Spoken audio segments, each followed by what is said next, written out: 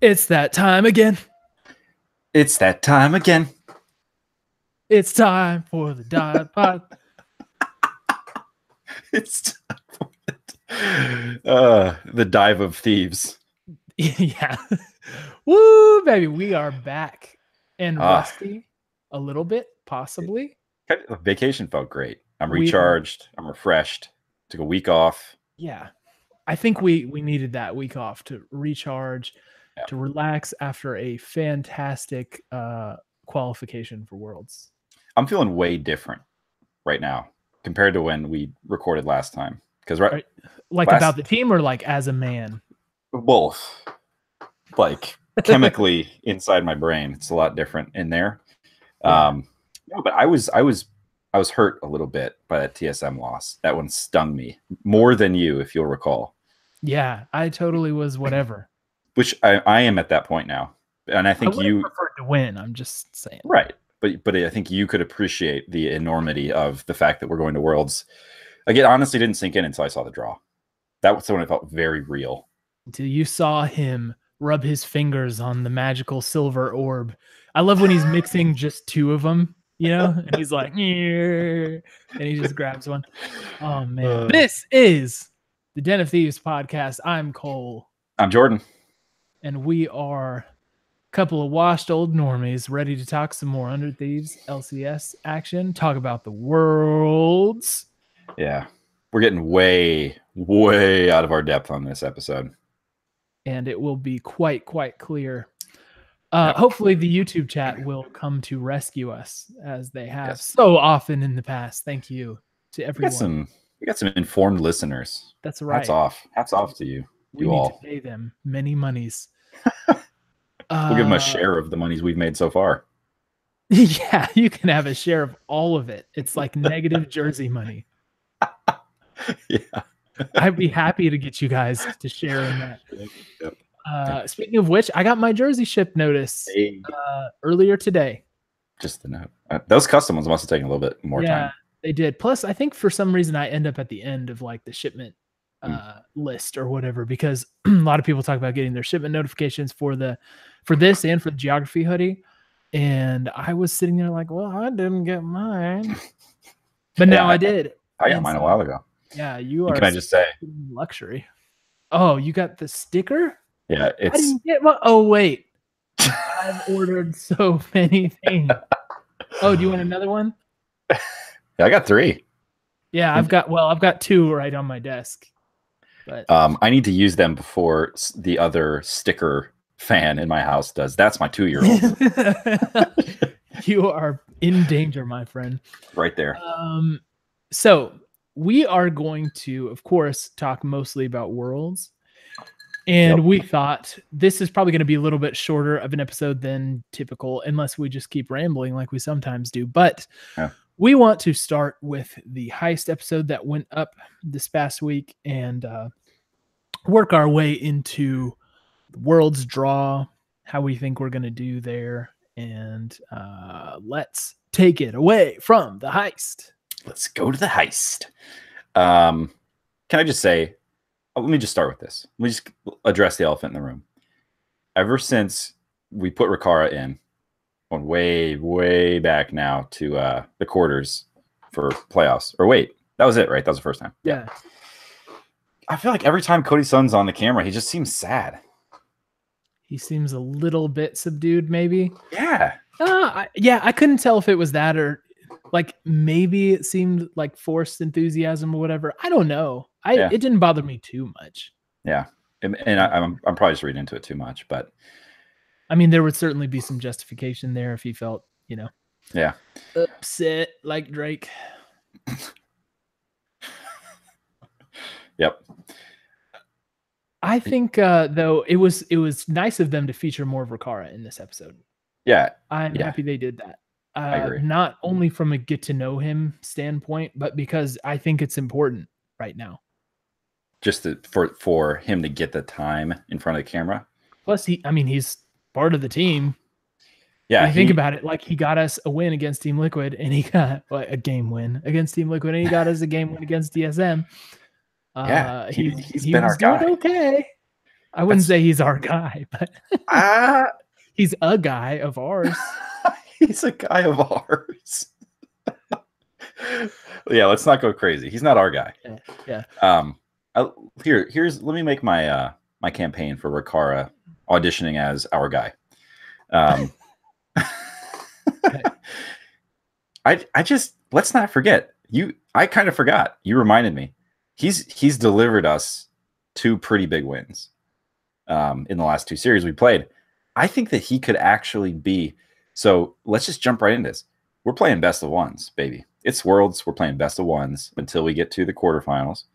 But it's kind of, I mean, this is our bread and butter. We do much better at best of ones, and we do even better when Rikara is in our best of ones in a way that is a bit like a change of pace. So in that sense, I'm feeling pretty optimistic. I think we could steal a game for sure. And I'll just leave it there for now. I'm just going to say that. Well said, my friend. Here's the thing. So the Heist episode actually kicked off with probably like talking about that change, right? Mm-hmm. Like, why did we put Rikara in? Now we have our theories, and you have your theories. Reddit has their theories. He probably said that Sam has a deep champion pool. Mm-hmm. That it was the easiest thing for them to change, which, what? Because can't you pick a new champion or something like that? I don't know. Doesn't seem the easiest thing to change for me. And he also said he wanted to make Team Liquid uncomfortable, which I think he succeeded at the beginning, certainly. Yes. Yeah. I don't know. I still think that is a nice roundabout way to avoid saying what we know about Cody Sun against Doublelift. Mm-hmm. But didn't he? Sorry, I didn't mean to cut you off mid-sentence. Go ahead.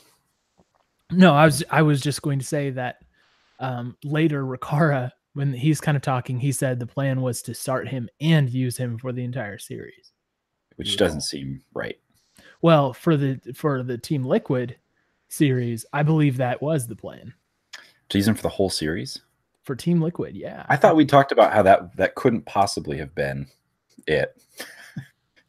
But maybe it is. Maybe that is.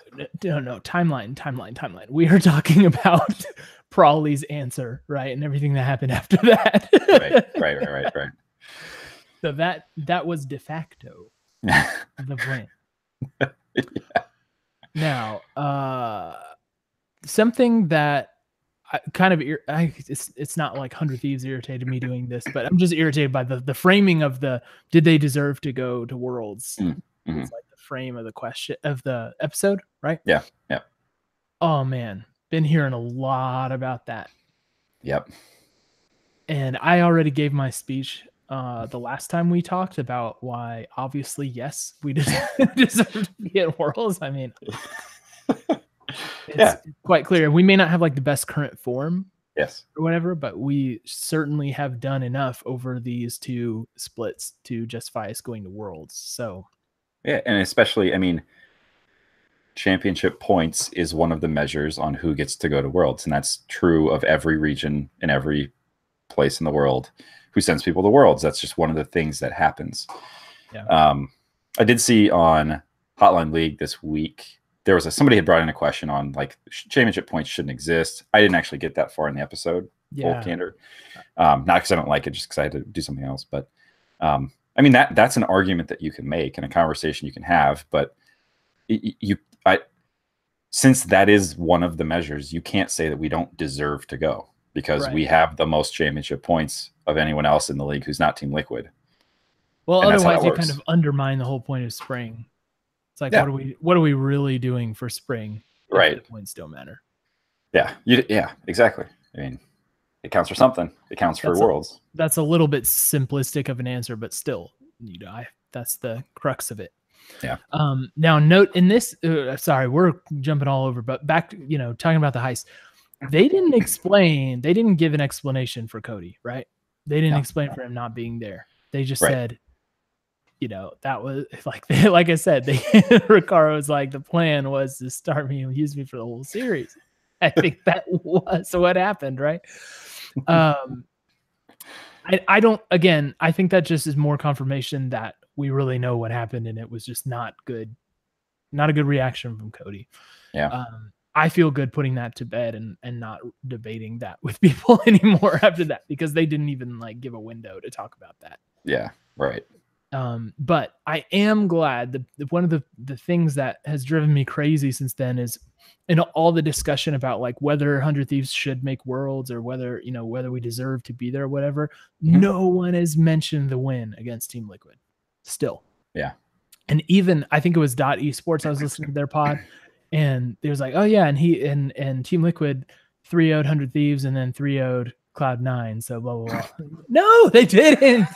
We won game 1 quite convincingly.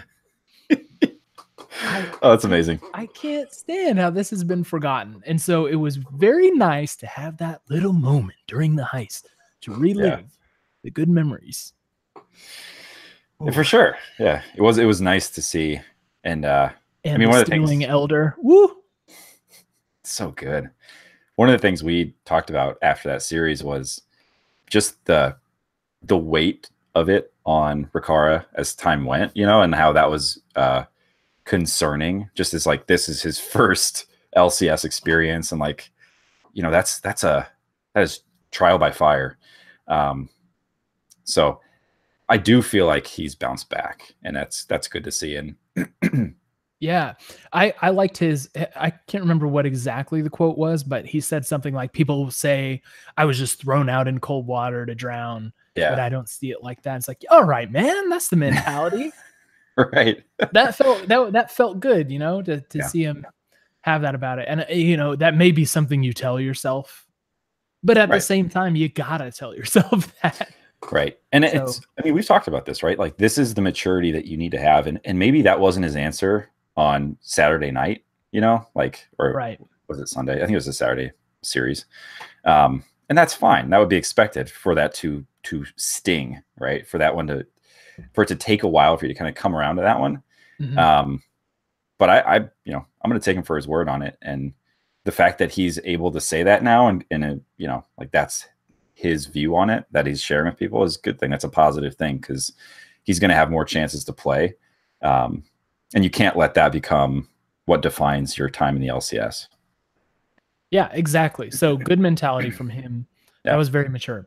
But there's also something worrying to me that came out of this heist, and that's watching them before, like they were talking after game 1 of the Team Liquid series, and then they, you know, are just like, they look really nervous and uncomposed before game 2.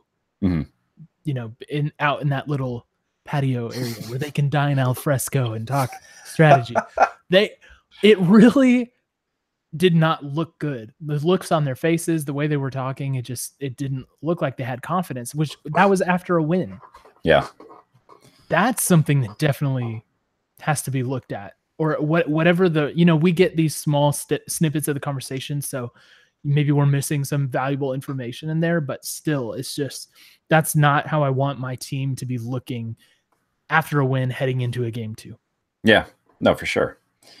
It is very interesting. I feel like even in the reaction video that went up today, it's like they all know that they're a super quiet bunch, you know, because they were watching the show reels of these other teams that were getting picked. I'm like, dang, look how much they're talking.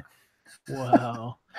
Yeah. So we're jumping to the reaction. I'm all over the place, draws, which is fine. I could not fight the urge to think a little more insidiously about that, because who was saying that? That was Afro. He was hammering that joke to the point where it sounded like maybe he was trying to make a point earlier. You know, like if say they had like team discussions earlier, and he's been trying to get everybody to talk and trying to get to communicate well, and then he's pointing it out kind of as a joke, but kind of there's some truth to it too. Yeah, that's how I read that. So you know, again, that may be me reading stuff into the situation that's not there, but really that's kind of how it felt a little bit. Yeah, I feel like every joke has a kernel of truth, right? Yeah, it does. but they looked looser during that time. Like they looked happier. They looked like the friends. Someone in the chat pointed out Ryu's cuddling. Yeah. Yeah, that it was good to see that side of him. I think it was really good, and I noticed that too. He was what a dude. Yeah, and they're I'm totally blanking on his name, but the academy coach. Yeah. Dude was he was making the room cohesive. I liked it. Yeah. I wonder if we start bringing him in as a strategic coach. I guess it doesn't matter for Worlds because it's not a thing in Worlds, but next split, it'll be interesting to see.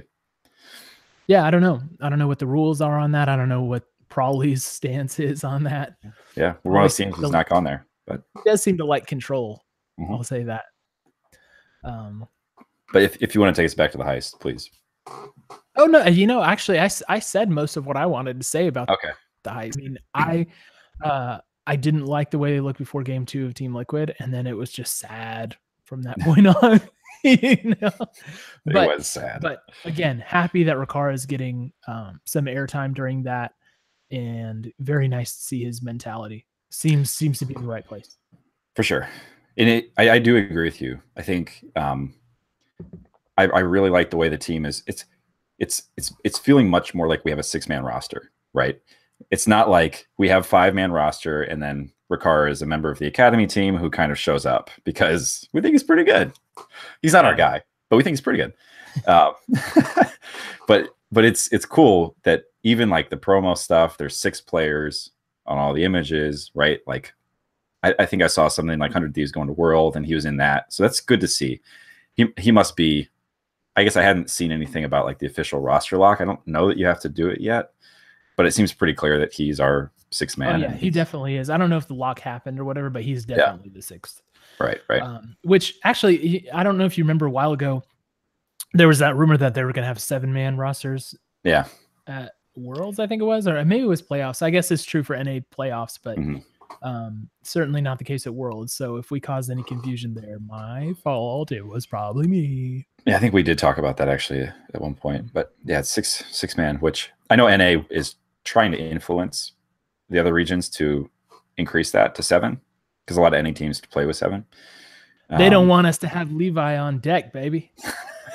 They're just trying to keep 100 Thieves down. Yeah. Someone asked in chat if Levi is at Worlds with them. He is actually at. I don't know if he's on official capacity with the team, but he's there. He's showing up in the boot camp and everything. So, yes. You've been watching boot camp vids? I've not been watching them though. I saw some of the standings and stuff and some Reddit discussion around it. Okay, I've seen Doublelift put out one. Cloud9's been putting out a couple. I wonder if we'll get any 100 Thieves content on that. But it's kind of a cool idea. It's actually just like a neat little mini series, right? Like, hey, let's go to Korea and queue up and see where we get placed. Yeah, I love it. Yeah, it's like you've got this European basketball team, and it's like, all right, let's go play at Rucker Park in New York City for like 3 weeks and just see what happens. Call it boot camp. Right. So okay, let's just full on discuss Worlds. So let's get into Worlds. We ended up in the Group D. Avoided C. Is it C or D? C. C or D? Someone tell us. I know who's in our group with us. If that makes it better. We at least know that much. We have Fnatic, the #1 EU seed, and we have Invictus Gaming. So it's like I think we got the best 1 seed and the worst 2 seed. Yeah, the chat has chimed in like champions again, telling us that it's D. Okay. In your face. Oh, I'm sorry. In your face. Sorry, chat. Yeah, so Invictus and Fnatic are the for sure's, and then the 4th slot will be filled with either G-Rex, Gambit, or Chaos Latin Gamers. Now, how do you feel about our group compared to the other groups? I think we are. Well, we're not the worst group. That would be Group B.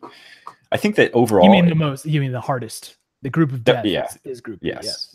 That would be the group that you'd get placed. Like RIP Vitality. That's a bummer for you guys. Yeah, Vitality. Wow. And I mean, hey, a lamb to the slaughter.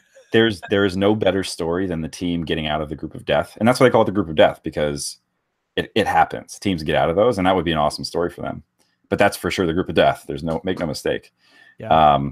I think A is the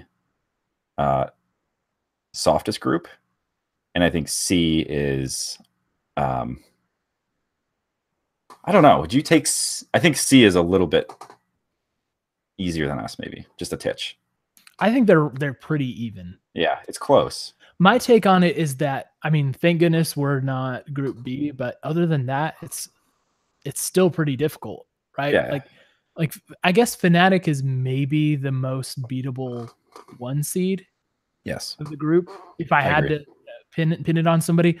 But guess what? Invictus Gaming almost reverse swept RNG in the LPL finals. And I watched that series and they look slightly better than us. I'm not going to lie. And they look slightly better than Fnatic, any Fnatic play that I've seen this split. Yeah. And a lot of time they look slightly better than RNG, which is something to say. Yeah. So I'm not thinking that we got a great draw, but I am thinking that we have a draw that we could feasibly get out of. It's not good. In my mind, it's not Invictus that will beat. It's Fnatic that will have a chance at beating. For sure. That's when I said a while ago that we might steal a game. I mean, that is best of ones, right? We could do something like, we've shown that twice now. We've done something at the start of both of our last best of 5 series that has been a curveball and that people have been expecting, and it's worked really well. So I hope we can do that at least a couple times, and if we can, there's a chance we can steal a game. And we have kind of a built-in curveball with Fnatic in that when we played them last, it was at Rift Rivals, and we didn't have Someday. We didn't bring our squad, man. Someday is a player that you might want to account for and plan for.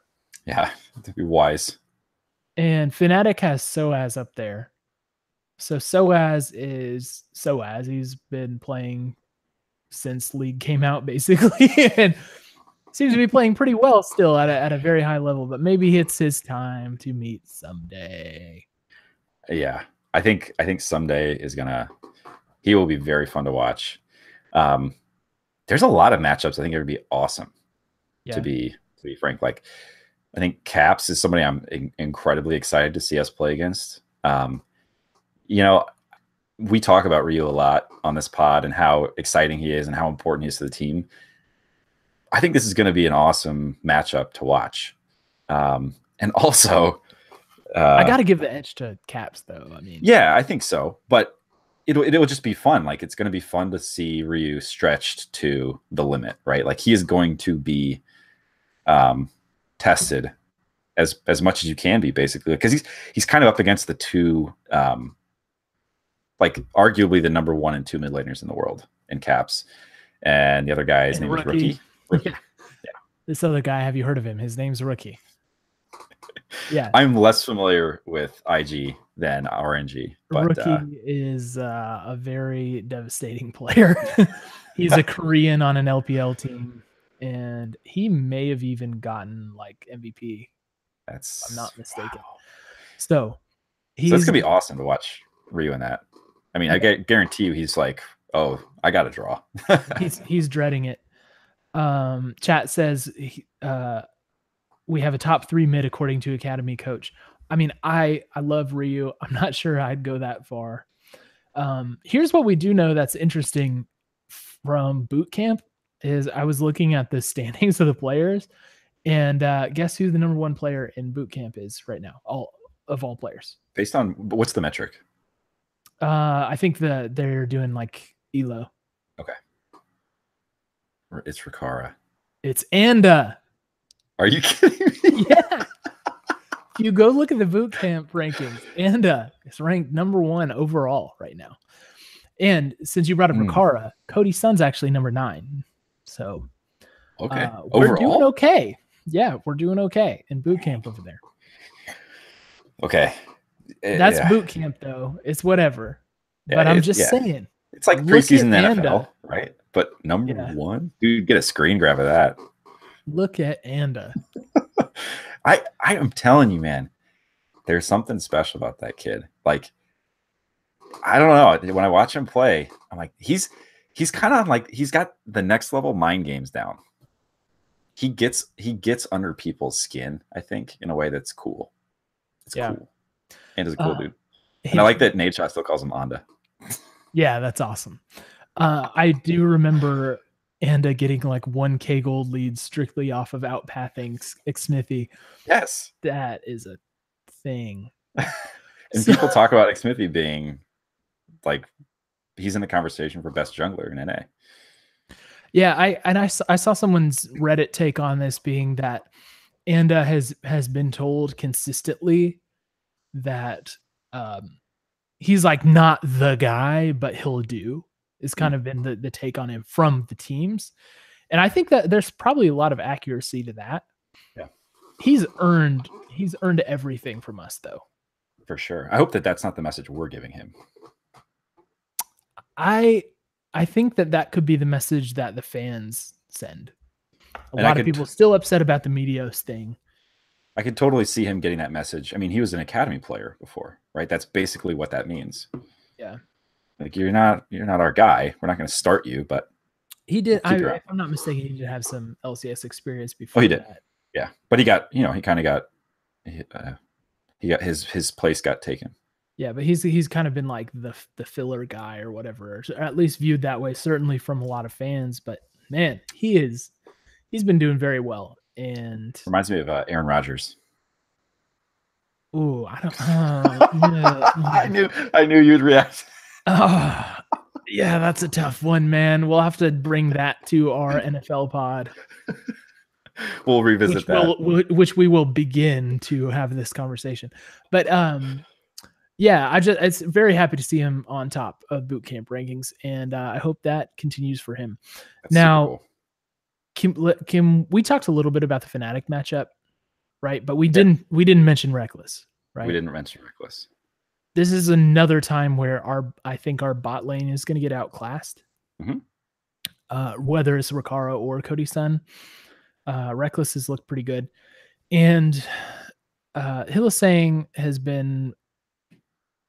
I don't know. He's as a support, he's just kind of been looking solid. Like you don't really notice everything in the world, but he's consistent and he's, keeping Reckless alive. And when your lane partner is Reckless, you have to mess up pretty bad to look bad. Yeah. That guy will make up for blemishes. Mm-hmm. So if there's an area on the map to throw a wild card in, it's probably got to be bot lane, if we're going to try something. So maybe we do get some Rikara action. Mm-hmm. I mean, it's best of ones. I'll just keep saying it. Yeah.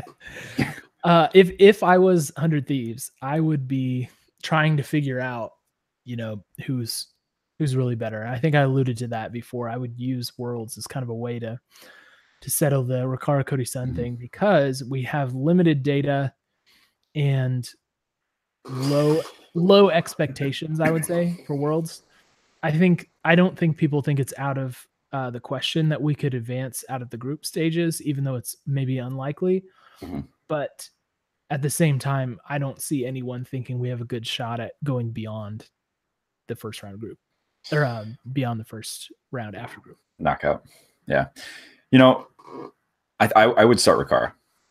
If, like, in our first match against Fnatic, I just put him in. He's the last person on our team to have beaten Doublelift, or to at least have been in the squad that beat Doublelift. And I think that's the closest proxy we have to the matchup against Reckless. And I think I was thinking back today to the game that we beat TL, and it was that Ryu Malzahar ult out of the bush. Like, that was it. That was the moment that turned the match. Mm-hmm. So I think we just need to be very intentional about trying to make a play.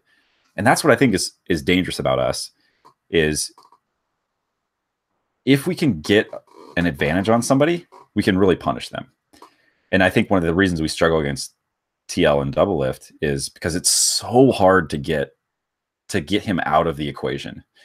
And when we did, we blew that game up. Yeah. So that's what I think we need. It wasn't close. That's the reason it drives me crazy that people don't remember it, because it was not close. Yeah. We destroyed him. We took him apart. So, and it was off one kill is the other thing. It's not like, well, Anda, he's good. He popped down there at 8 minutes and got an early kill. And then, 4 minutes later, it was like we got one jump on him and we blew that game up. Yeah. So if we can do that again, I think we can steal a game for sure. It's not out of the question. Yeah, though. So the other thing about how we play and how we're going to do at Worlds is, I think, brought up by Doublelift in some clips that I saw going around where he was saying we're too boring and we're not, we're not assertive or whatever. But Meteos, I think, was a little bit better worded about his take on this on Hotline League. He was saying that 100 Thieves is kind of an embodiment of the problem with NA, where NA teams get used to playing each other so much that they don't surprise each other because they know what to expect, and so they just sit back and wait for the team to do something, and then they react to it. And you cannot do that at Worlds. You certainly can't do that against Invictus Gaming. No. That will not fly. Yeah. And I mean, Fnatic, is not going to punish us in that respect quite as much, but yeah, I still think, we have a lot of work to do if we're going to beat Fnatic. For sure. I mean, these are tough matches, and like, it will be really impressive if we get out of groups. I don't think it's impossible, but it would definitely be, I think it would be us playing at our max potential if we do. So yeah, if we're able to hit that peak. Right. It's not like, well, we can kind of, probably stumble a couple of times and we should be fine. It's like, we got to get it right. And there's not a lot of room for error. Yeah. Is it worth to you talking a little bit about Invictus Gaming and how over our heads we would be against? I mean, I watched the finals of IG versus RNG, and actually I watched a fair number of Invictus Gaming's games throughout the split, because basically when I wasn't watching 100 Thieves, I would sometimes watch some LCK or some LPL, and Invictus Gaming was one of the teams that I saw a little bit more. And dude, the rookie is insane. And Jackie Love is also very good in my opinion. Yeah, I think Jackie Love is better than any of our ad carries. The Shy up top looks like he's in excellent form right now. And I don't know. I honestly, I don't analyze jungle well or anything, so I can't really comment on Ning, but yeah, I'm just telling you, they almost reverse swept RNG. That is a near impossibility, right? Right. Yeah. And they almost pulled it off. They are freaking scary. And I basically think that they're through no matter what. And so it's just a matter of, can we pull something crazy off against Fnatic and win? Because like I said, the fourth slot, actually, that was a listener question that we can go to. Someone, before we jump to that, let me just go ahead. The only thing I know is that these two, and this is just because I listened to Dive this morning a little bit, so it's not like my hot take on this, but these two teams are both super fast. I think fastest in their region, fastest game times on average. Fnatic actually being faster than IG. So it'll be really interesting to see if we can slow them down a little bit, because I don't think we'll be able to match them. I don't think we're going to beat them in a race. No. And we could try to play that style, right? And we're good at team fights, but I think that they would definitely take the edge there. So I'll be interested to see if we can slow them down enough to try to exploit a mistake. Because otherwise it's going to be like some of these games we've seen more recently from us, where we lose a team fight and then we lose a team fight and then we lose a team fight and then they're in our base, right? And it's not, it's at like 24 minutes. Yeah. And it would feel terrible.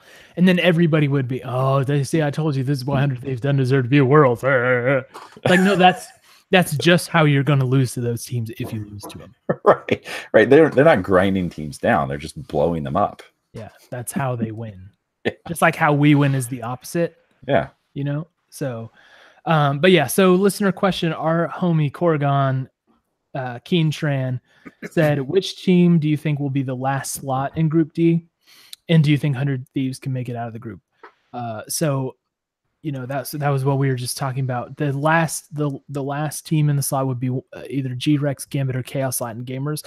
I have not watched Gambit. The take on them seems to be that they don't have a shot. Chaos Latin Gamers, by some weird coincidence, I have seen some of their games.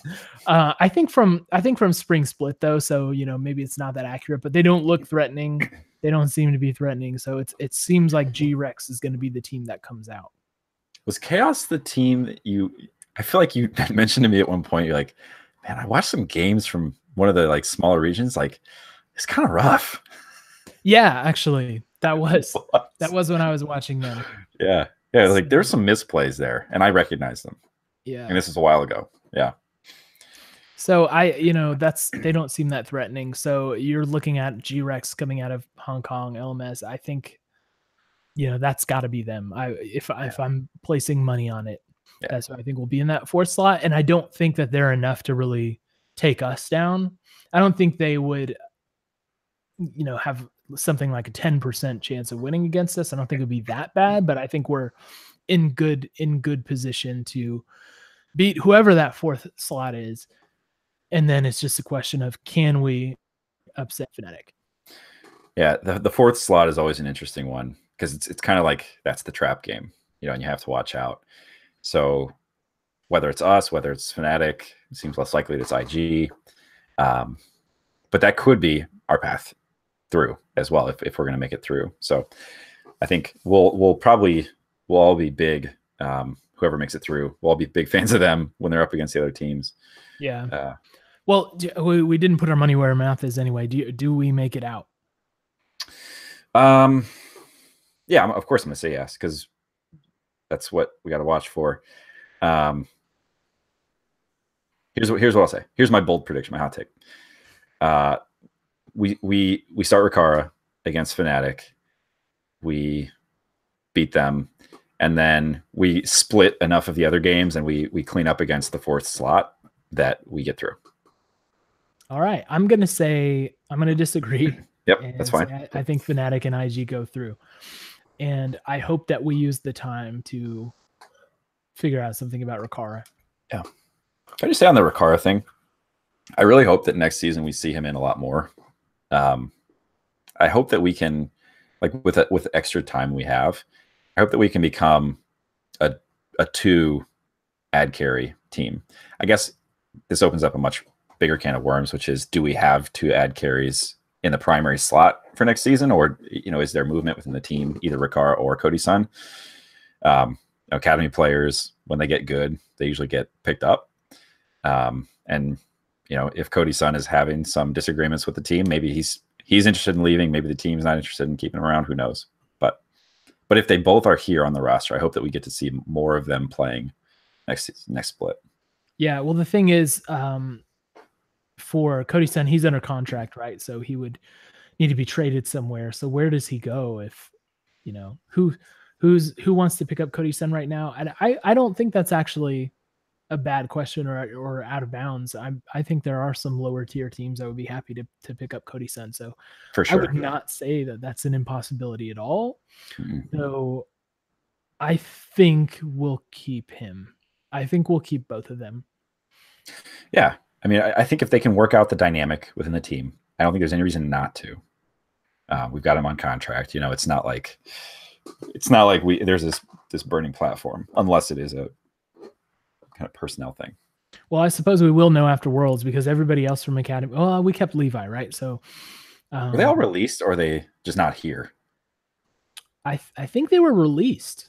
I know for sure that Stunt was, or was that Insanity is for sure gone. He put some on Twitter, basically saying like we parted ways. Yeah.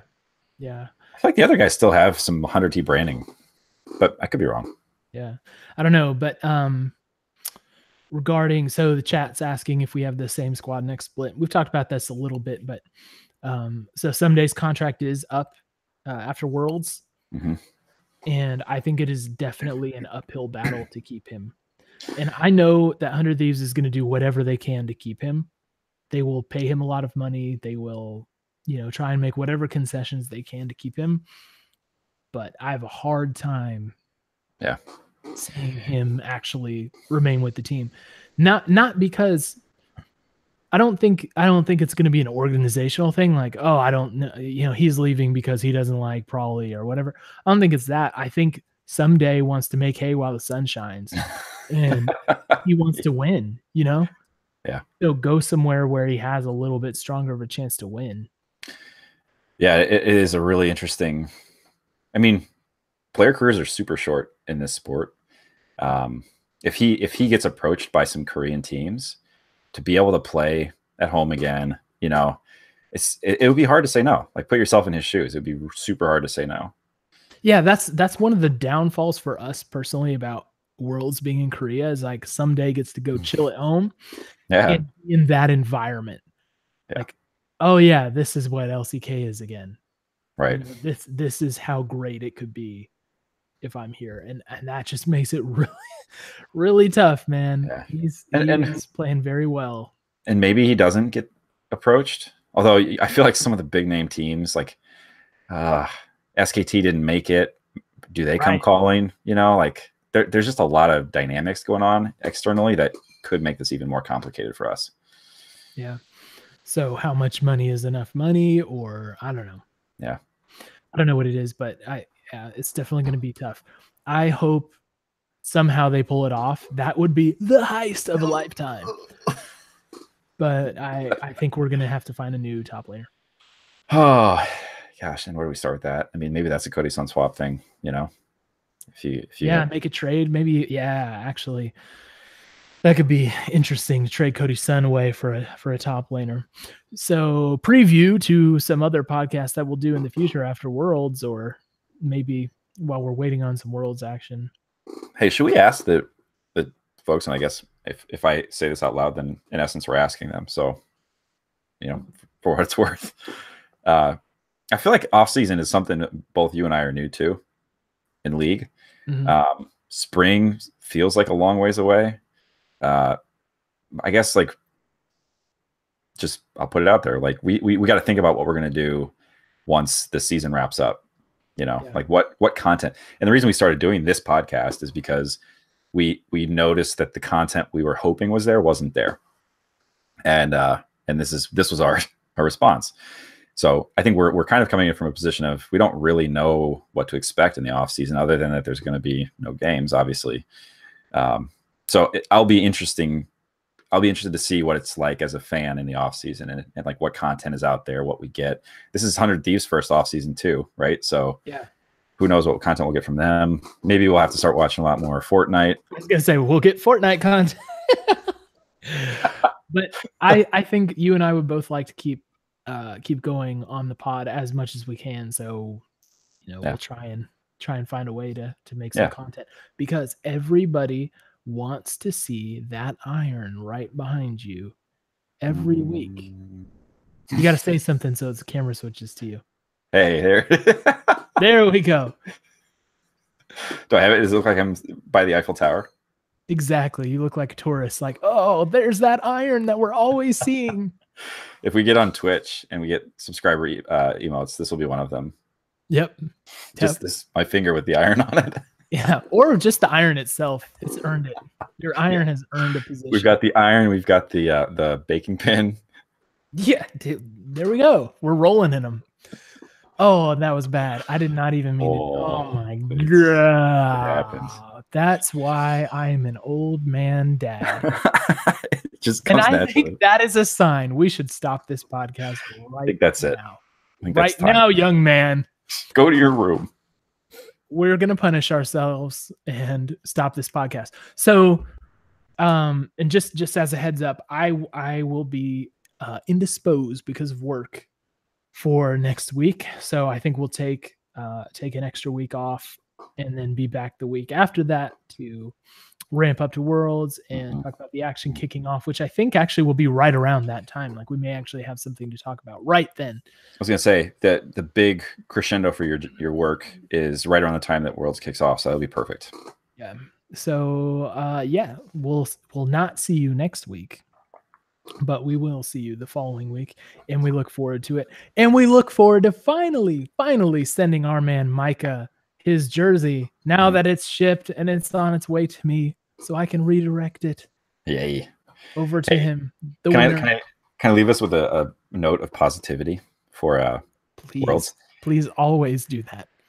I think, you know, this is the thing that's so exciting. We get to watch our dudes play against the best dudes in the world, right? Yeah. Like, this is one of those dream scenarios that so few fans get to enjoy, the fact that we're getting to enjoy it this first time around is awesome. And I look at it as like, of course it's a long shot. We're an organization that's existed for 1 year. Like the fact that we're here is insane. So I will watch these games. It will be a bummer if we lose. And I think I'm fully expecting for us to have some really tough games against some of these teams, which are, historically some of the best in the world and like for years and years. But it's such a cool experience that don't let yourself be like, don't let yourself miss out on enjoying the fact that you're watching what you're watching just because it's like, it's going to be an uphill battle. So just keep that in mind. Enjoy yourself. Get a nice Coke or whatever your beverage is. Sit back. Enjoy some Worlds. It's going to be awesome. It's going to be so good. I can't wait. That soliloquy of positivity was brought to you by Jordan of the Den of Thieves podcast. I'm just so excited. Please subscribe to the Den of Thieves podcast for more moments of positivity, general supportive takes of the organization, and not so controversial things being said about the team, paired with mediocre analysis by a couple of probably silver League of Legends players. Yeah, Mash that subscribe button. Are you ready for my hot take of the week? Do it, and then let's get the heck out of here before we embarrass ourselves even more. I think Anda is gonna steal a Baron. Oh, that's not even a hot take, man. I know. I was trying to do a really lame. In line with, he'll do it against Invictus Gaming. And it'll turn the game and it will win. You turned that from hot take to Satan take. That's a lava take. Yeah. Holy cow. Let's get out of here. All right, we'll call it a wrap. We love you, friends. Please come back. Thanks for joining. We'll see you in 2 weeks. Yes. Take care until then. All right. Go 100 Thieves.